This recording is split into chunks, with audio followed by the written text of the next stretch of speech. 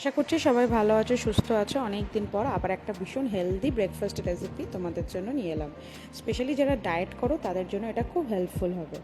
হচ্ছে avocado bread toast.